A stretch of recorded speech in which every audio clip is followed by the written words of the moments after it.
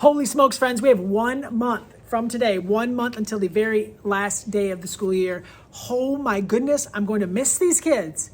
Makes me very sad. Today, though, we are talking about the books that they are reading currently right now at this moment as we are in the middle of state testing. Still trying to find time to read. So let's start with this group here. First up, we have Alone, one of the most read novel in verses in my class the last 2 years. You have to read this novel in verse. It's like Hatchet, kind of flipped. Instead of being lost in the Canadian wilderness, this girl lives in a community where everyone is like evacuated overnight, and she kind of like misses the evacuation, but feels like everyone's gone from the planet, and she is left all alone in a city in Colorado, in a town in Colorado. Holy smokes, watching her try to survive. Think about that, being the only person like around, and everyone's gone. And then eventually like the electricity stops working. Obviously, you can't communicate with anyone. There's homes, there's food on the shelves, there's grocery stores, there's a library, but no one's there. It's so interesting. I love it so much. Next up, Tolkien, the Tolkien reader. If you have been watching these videos during this year, you recognize this kid. He read all 3 books in the Lord of the Rings series, and he's back for more. He is obsessed with Tolkien. It's pretty stinking awesome. It's so cool. The Breakaways, this girl is trying to read, I think, every graphic novel ever written for children. So she's read pretty much everything in the class, and we have more graphic novels than just about any classroom around. So fun to see her just exploring that medium. Love that dog. I love this book. And anytime I see a kid reading it, it makes my teacher heart just glow. My teacher heart is glowing.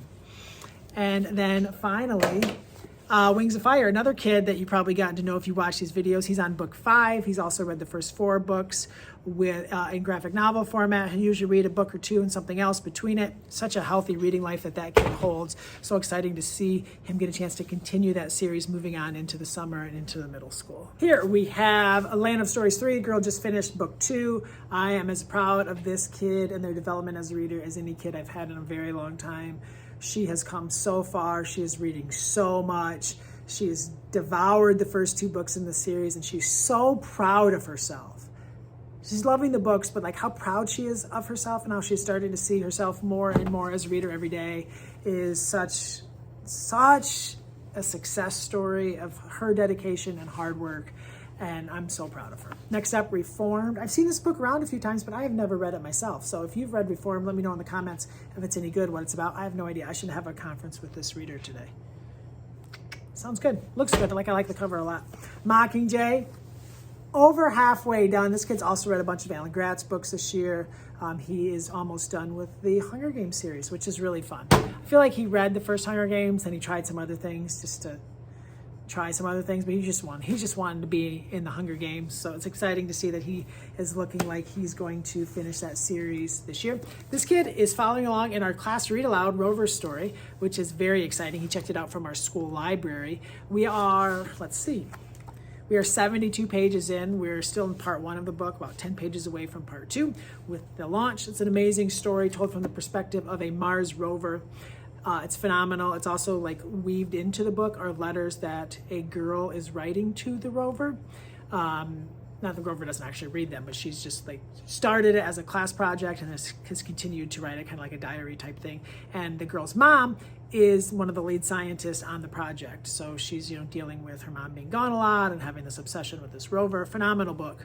Holy smokes. Being inside the mind of a Mars rover is captivating, especially with all like the AI stuff going on. It's been very, very interesting to read and talk about with kids. And that kid who's following along is also reading Jerry Craft's New Kid. So let's go.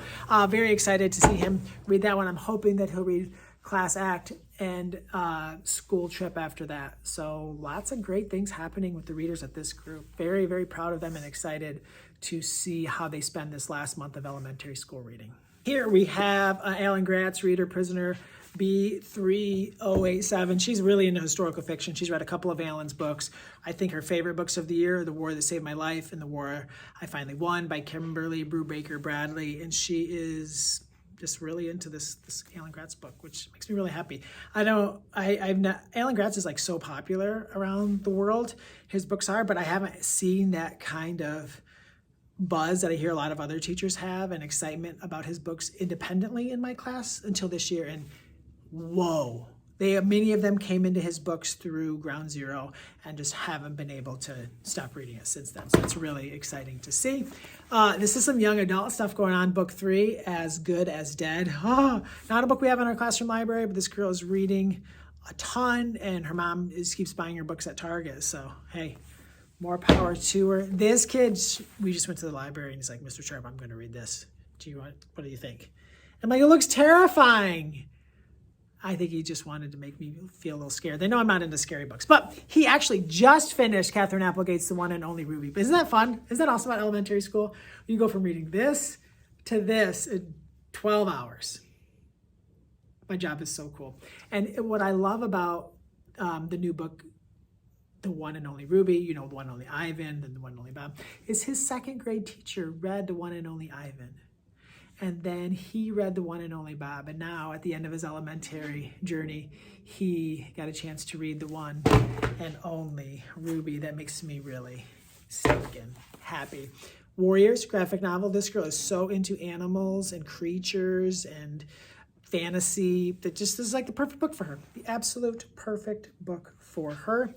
And then Amulet, book, the last counts. I don't know what book this is. I can't keep track. Book 4. It says right there, which is wild because Amulets really started to create this buzz in the classroom, which is wild because I hadn't had a lot of kids reading it this year. And this has been a popular series pretty much every year my entire teaching career. And the wildest thing is as it's getting this buzz in my classroom this year, right before they went to lunch, today I was able to tell them that the book 9, it's just been announced that book 9 is coming out in February. And so they were so excited because so many of them are reading Amulet right now. It's really, really exciting. I cannot believe that we're finally going to get the end of the Amulet series. How exciting for readers is that. I'm going to try to reread the series this summer with my 2 youngest kids because I want to be ready for book 9. All right, we have a kid just checked out Cutest Animals on the Planet from the library. Let's see if we open it up what we find. The ladybug and raccoon. Oh, clownfish much cuter than those, in my opinion. Next up, Diary of a Wimpy Kid, The Third Wheel.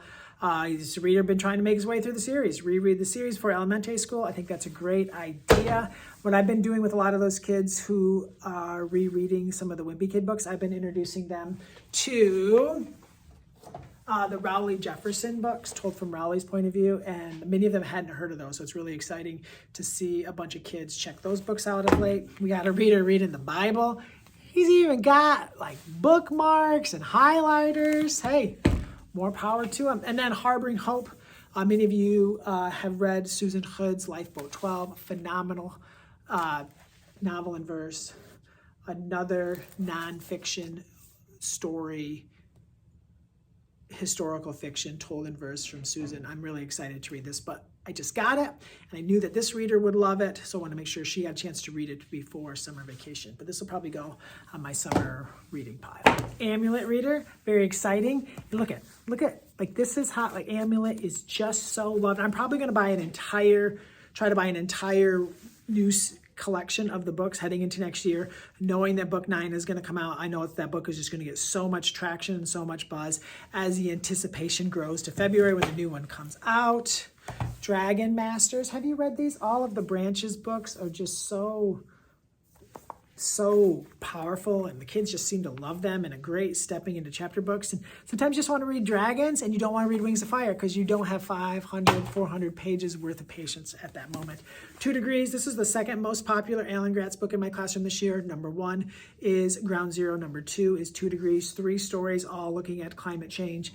And in typical Alan Gratz fashion, the way they come together in the end will just blow the mind of the readers. Animal Rescue Friends, Friends Forever. I haven't read this, but, fun graphic novel that they got at the library. Looks pretty good. Animal Rescue, always a popular among the kids. Minecraft, this kid's got, guy must look like he's doing some mining because he's got them all at his desk trying to learn some things. The newest Cat Kid Comic Club collaborate, or not the newest one. I think there's one more since this one that's come out.